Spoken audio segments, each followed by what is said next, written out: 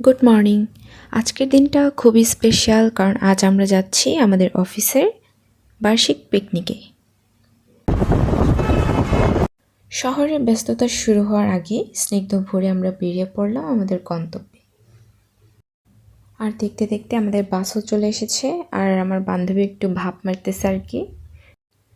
আর তারপর আমিও বাসে উঠে গেলাম, দেখি যে এখনও অনেক সিট খালি আছে আমাদের বাসে। তারপর বাকি কলিগদের জন্য ওয়েট করছিলাম আমরা। আর এই যে আমার প্রিয় বান্ধবী, যাকে জ্বালাতে আমার ভীষণ ভাল লাগে, আই লাভ ইউ। সে একটু লজ্জা পেয়ে গেছে আর কি। আর এইদিকে সবাই চলে আসছে।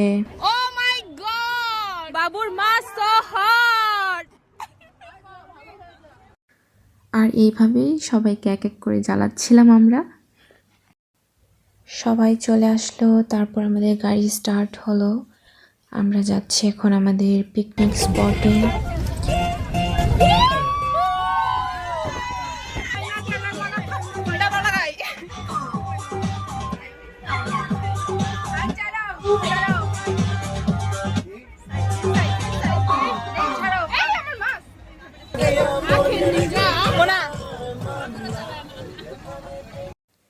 দিদি বলতেছিল সে নাকি ভয় পাচ্ছে, আর আমরা দেখো এদিকে মনে হইতেছিল যে আমরা বাসে উঠি না, আমরা বাইকে উঠছি।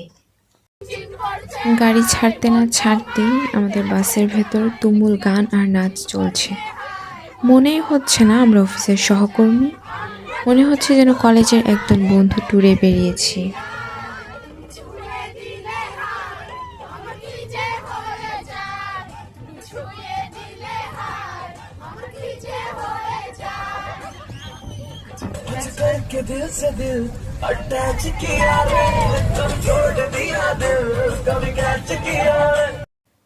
অবশেষে আমরা পৌঁছে গেলাম আমাদের রিসোর্টে।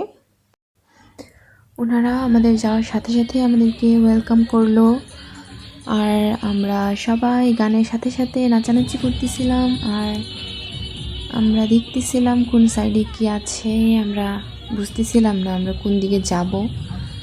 তো স্যার বলল মাঠে চলে আসো সবাই, তাই আমরা মাঠে চলে গেলাম। স্যার আমাদেরকে বলছিলেন যে আমরা যেন যার তার ব্যাগগুলো যার তার রুমে রেখে ব্রেকফাস্টের জন্য চলে আসি।